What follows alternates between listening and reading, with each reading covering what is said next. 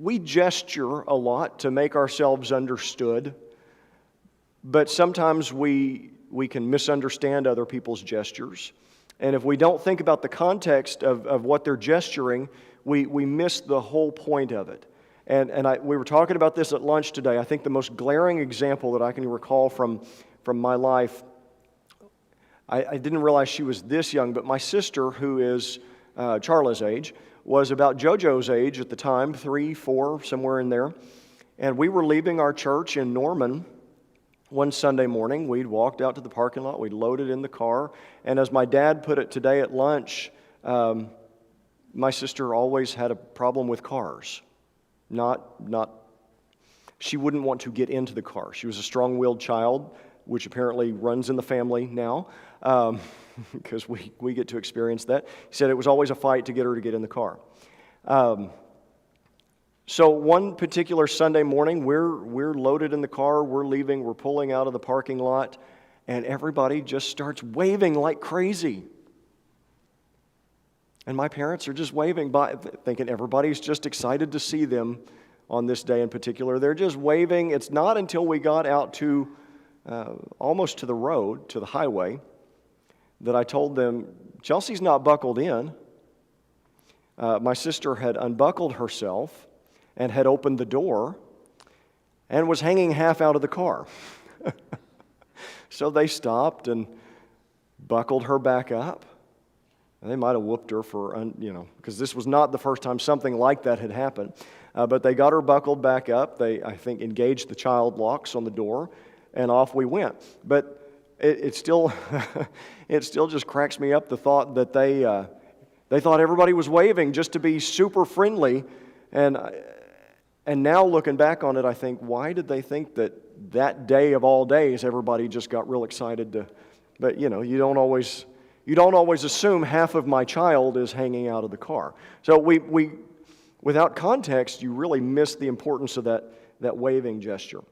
Now I tell you that story because tonight we're going to talk about a story from the book of Mark where Jesus made some gestures that seem really strange to us on first examination. And there have been a lot of explanations offered as to why he did what he did. And a lot of these explanations are really theologically profound.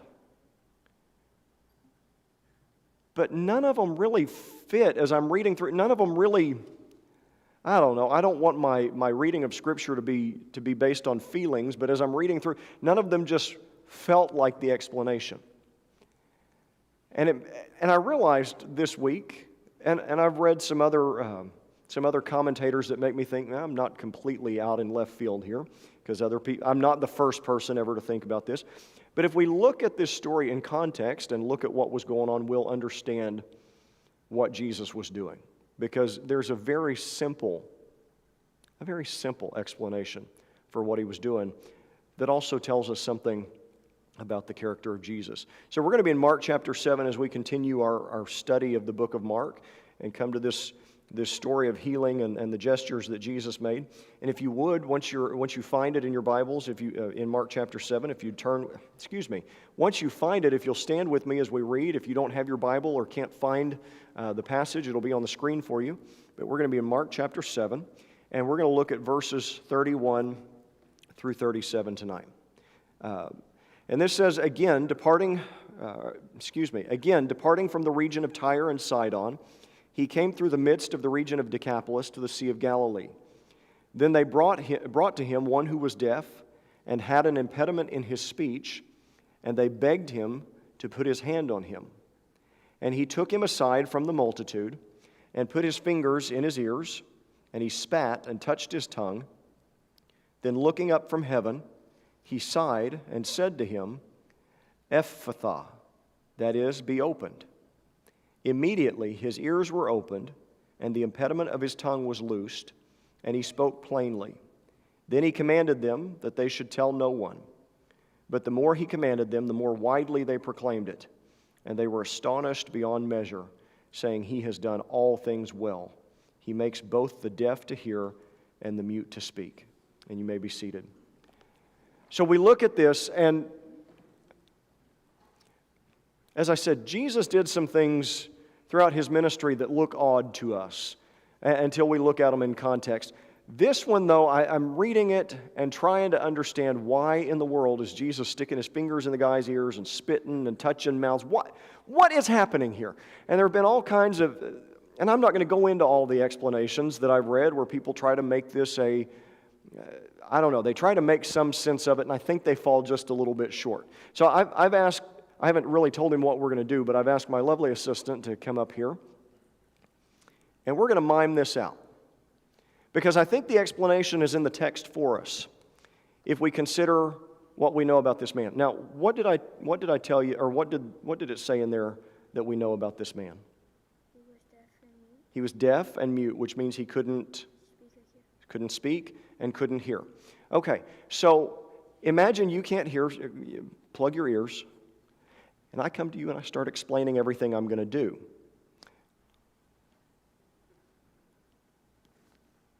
Right? You got all of that, right? No. Because he can't hear me, right? I don't know if they had sign language back then. I don't know if they had their first century version of ASL back then where they could communicate. So how would you communicate with somebody when you can't speak a language they can hear and understand? We do it with people that speak different languages all the time, but we do kind of charades, don't we? So imagine not being able to hear. So I'm not going to make any noise because you can't hear. Okay. So I'm going to explain to you what I'm going to do, though.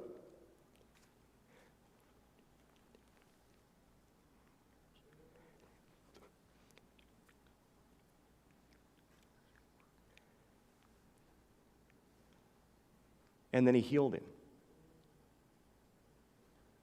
Thank you. You've been a lovely helper. Give him a hand. When it occurred to me this week, wait a minute, the guy couldn't hear. I realized he was explaining to the man what he was doing.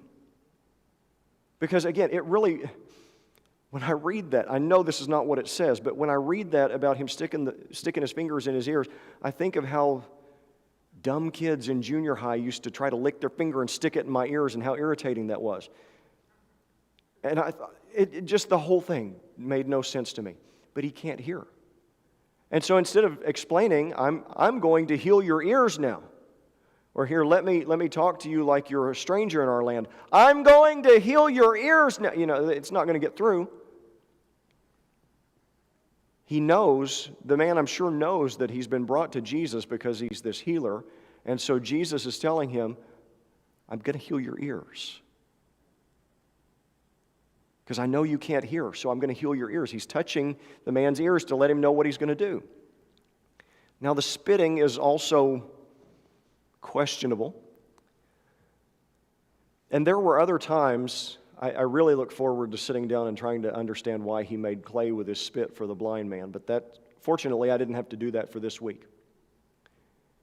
If you want to mime a mouth that works and words coming out to somebody who can't hear, one way you might do that is to spit.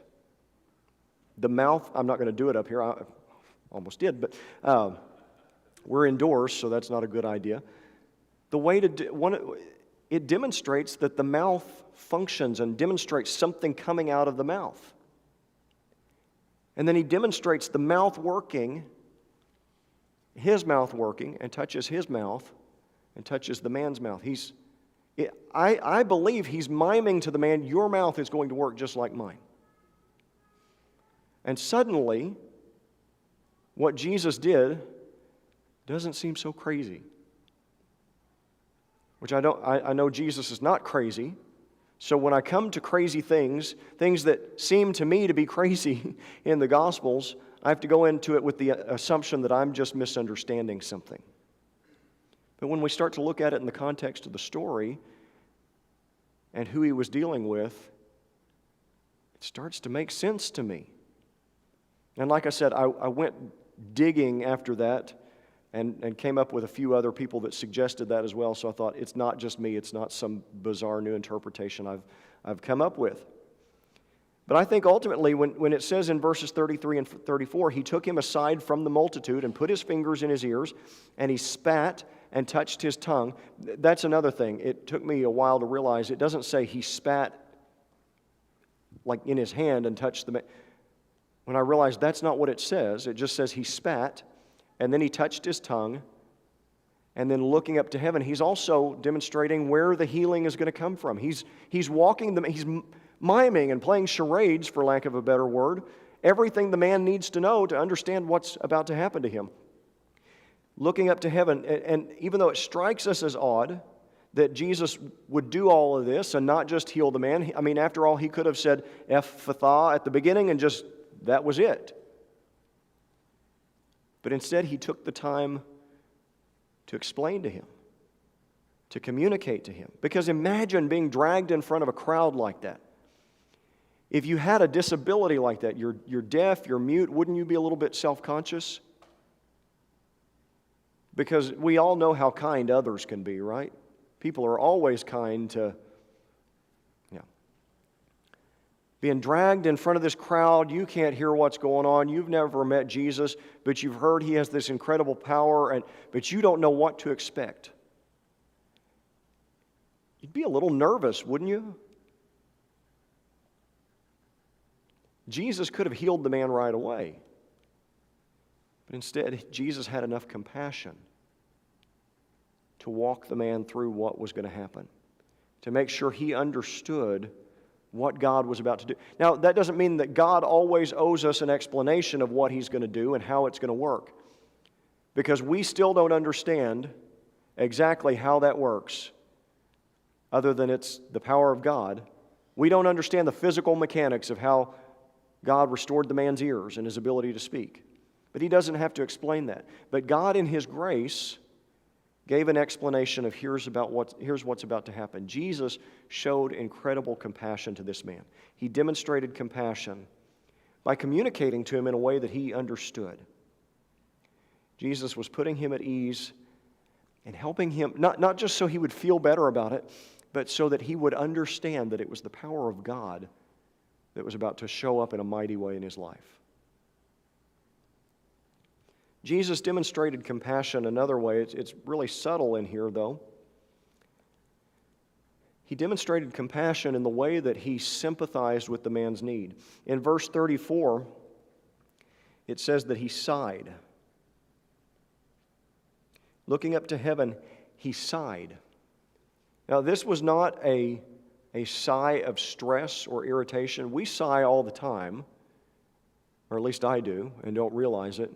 It took my wife a couple of years into our marriage to realize that's just something I do, and it doesn't mean that I'm annoyed. But the first few times she asked me to take out the trash or something, and I went, ladies, would that go all over you? And finally, finally we began to understand each other. And sometimes I just sigh as I'm processing information. By the way, if I do that to you, that's good for you to know. I'm not put out with you. That's just, my brain can only take so much pressure, and that's a release valve, all right? So this was not a sigh on Jesus' part of irritation or stress or frustration. It's not like the guy came to be healed and Jesus went, okay, another one. Let's get this over with. That's not the kind of sigh that he let out. This word describes a groan deep within him. Something that he felt in his core. It's an expression of his deeply felt emotions over the man's condition. Jesus was moved with compassion over the man's condition, looking at what he had to deal with all these years, looking at the limitations and the struggles that he'd had, and I'm sure from Jesus' perspective, also understanding that stuff like that happens because of the presence of sin in the world. Now, it doesn't mean that every time we have something wrong with us, that it's a quid pro quo from God that, you stubbed your toe and it means you committed some kind of sin that God said, fine, I'm going to zap you for that. Right? Every time somebody gets sick, it doesn't mean that their individual sin is the direct cause of it. Sometimes it can work that way, we see in Scripture, but a lot of times it's just the fact that we live in a fallen world, that sin when sin entered the world, it brought death and disease, and it just devastated all of creation. And so it was the presence of sin in the world that led to things like this. And Jesus was moved with compassion. This is not the only time we see this in the Gospels. I mean, the shortest verse in the Bible is Jesus wept. Jesus wept because Lazarus died. And even knowing that he was going to raise Lazarus from the dead, he had compassion and he wept over Lazarus' death. Even knowing he's about to heal this man, he sighs deep within himself because of the compassion that he felt for the man. But it wasn't just compassion that Jesus demonstrated on this particular day. He demonstrated his power also.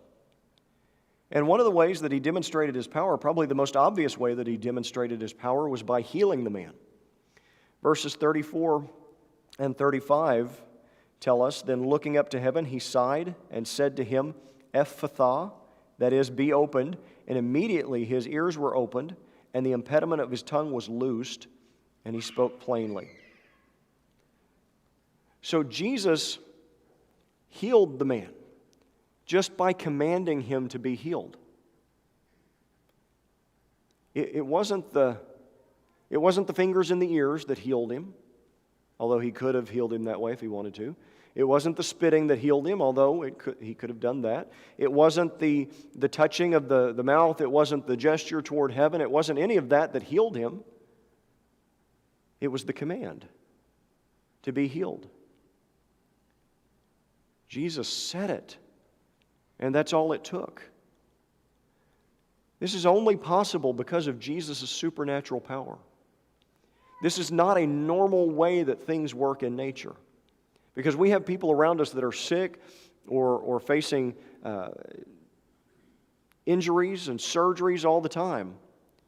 And if it was just the normal course of nature that we could say, "Hey, you're COVID-free," and they were, we would have done that by now, right? "Hey, you don't need back surgery anymore, you're good." You and I can't do that. That's not how things work. So for Jesus to say, "Be opened," and suddenly his mouth was open and his ears were open, that's something only the power of God can do. Which is fitting because Jesus told the man that it was the power of God that was going to heal him by the way he was gesturing. He said, "Be opened." And even his illness, even his disability, had to obey the words of Jesus. And by the way, just as a brief little aside here, it says that he said Ephphatha, and that means be opened. There are a few places like this in Mark and some of the other Gospels that this is not Hebrew, this is Aramaic. Most of the Gospels are written in Greek, but sometimes they will quote Jesus directly in Aramaic, which is the language that he spoke. It's related to Hebrew, but it's not quite, I guess it's a dialect of Hebrew. Now, the reason why this is important, it really has not a lot to do with the message, but I think it's important for you to know this if you don't already. We see these fragments of Aramaic in the Gospels, particularly Mark. Aramaic, unlike Greek, is not a language that everybody spoke all throughout the Roman Empire in the 1st century or the 2nd century. As a matter of fact, I don't think it was even as well known as Hebrew, because you had people in other parts of the Middle East and the Mediterranean area that would learn Hebrew because of either they were Jewish or they had an interest in the Jewish scriptures. You pretty much only spoke Aramaic if you were from that area. So the reason why it's important that we see fragments of Aramaic in the Gospels and in Mark in particular is because that's really hard to explain for people who say that the Gospels are forgeries made up by somebody centuries later. Oh, it was written by somebody in one of in some part of the Roman Empire in like the 200s. It was made up. Just happened to be somebody that knew Aramaic. I'll buy that. Not really, that's sarcasm. These traces of Aramaic, like Ephatha, they don't prove that they were written by Mark, but they make it harder to make the case that somebody besides Mark, or somebody besides somebody that walked with Jesus, they make it harder to make the case that it was a later forgery. I just thought you might be... I don't know if anybody else in here is as interested in that as I am, but I think that kind of... There's all these breadcrumbs through the Gospels that point to their authenticity. But that was the word Jesus used when he said, "Be open." And even the man's disability had to obey and respond. And then Jesus demonstrated his power another way, not just by healing, but by showing too that particular circumstances and methods are not what heal us. This was a problem, well, it is a problem that people have always had. When God does something, we get attached to the method by which he does it almost more than we get attached to him. I think that's why God did so many miracles by so many different means. I think that's part of the reason why God told Moses to hit the rock for water the first time and told him to speak to the rock the second time. Because his faith wasn't supposed to be in hitting the rock. Hitting the rock doesn't get you water. Faith in God gets you the water. Trusting God to do a miracle that only God can do gets you the water. Same thing here. They came to him, and what did they ask Jesus to do? The people that brought the deaf man to Jesus, what did they ask him to do? Well, they asked him to heal him, but what did they say? Put your hands on him. Because that's how he did a lot of the healings, isn't it? But you don't want to get to the point where you think, oh, it's the laying on of hands that heals. Or it would be like after the woman with the issue of blood had touched Jesus' garment, the hem of his garment. If everybody started coming up and saying, well, I need to touch the hem of the garment too. Well, he's not wearing it. It's what he wore yesterday. Well, I'll touch it anyway. You're starting to put your faith in the hem of the garment instead of Jesus.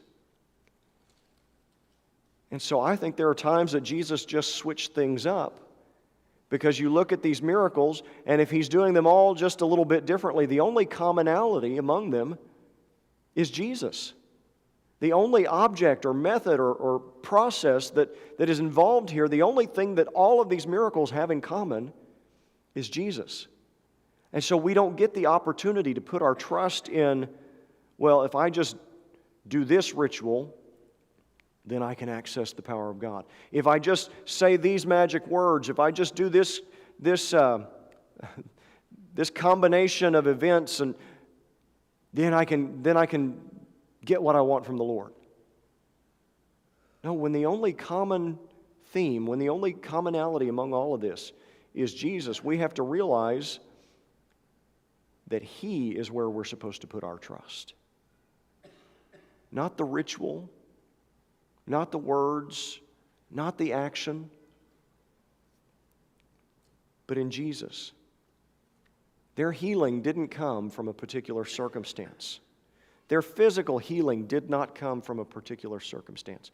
Their healing came from Jesus Christ. And that has a direct relation to our world today in spiritual matters. Because so many times we are tempted to put our faith in all these things that surround Jesus. We're tempted to put our faith in things like baptism, church attendance, the Lord's Supper, giving, you name it.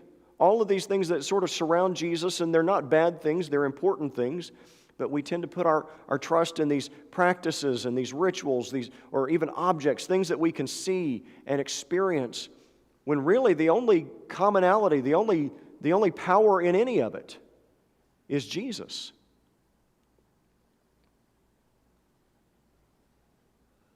And even when we come to him for spiritual healing, like the healing from the consequences of sin, from the condemnation of sin, I should say. Our hope is not in anything else, not even good things that surround Jesus. It's in Jesus. The power is in Jesus. I had a conversation with Preston Condra this week, who came and spoke to us a few months ago. Because I said, I needed to talk to him, and I said, walk me through something with evangelism. I said, because I've been sharing the gospel for years, I can explain the gospel, I feel like, every which way.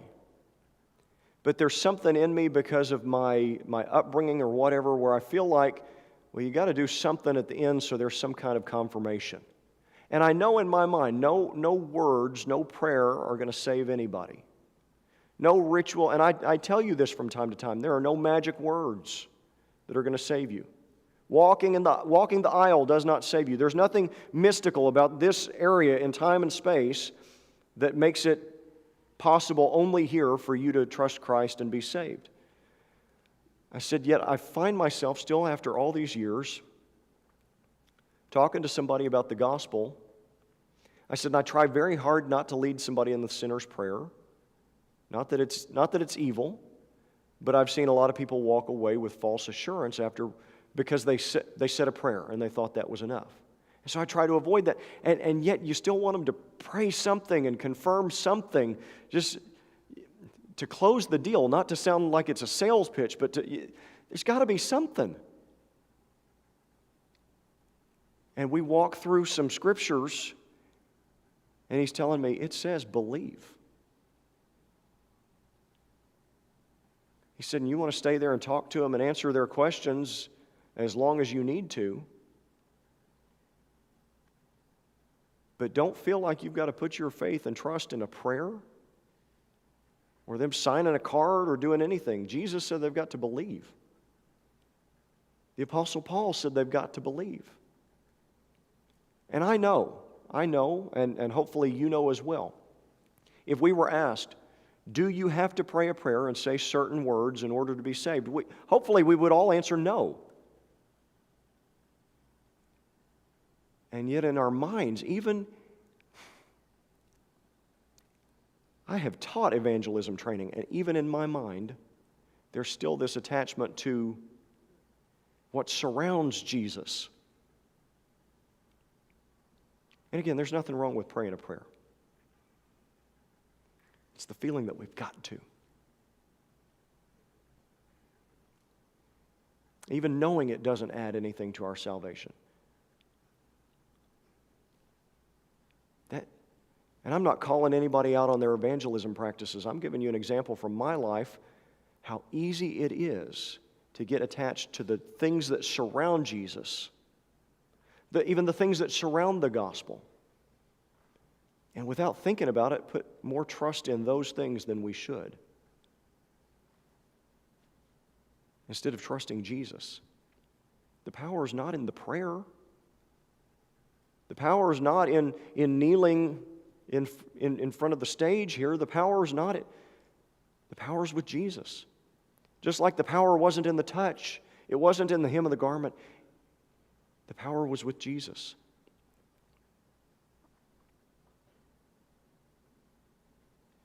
And if we're putting our trust in anything else, whether it's for salvation, whether it's for our sanctification, whether it's for our walk with God, whether it's just getting through daily life, if we're putting our trust in anything other than Jesus, we're missing where the power of God truly is.